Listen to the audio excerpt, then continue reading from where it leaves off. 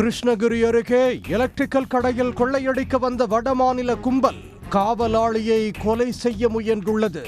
திடீர் என கொள்ளை முயற்சியை கைவிட்டு தப்பியதன் பின்னணி என்ன?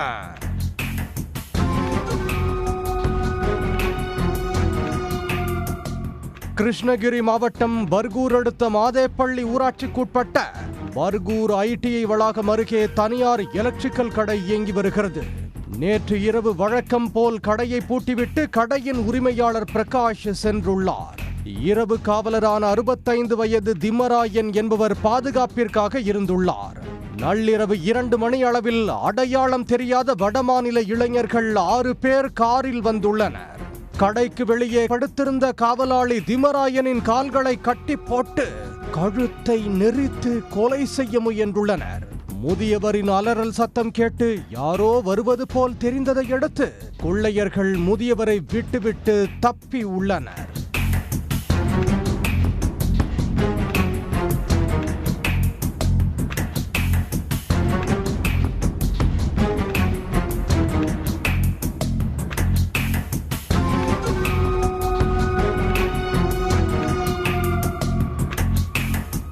சுதாரித்து எழுந்த முதியவர் உரிமையாளருக்கு போன் மூலம் தகவல் கொடுத்துள்ளார்.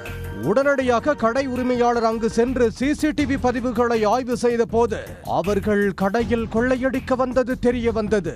இதையடுத்து கந்திக்குப்பம் காவல் நிலையத்தில் எலக்ட்ரிக்கல் கடை உரிமையாளர் புகார் அளித்தார்.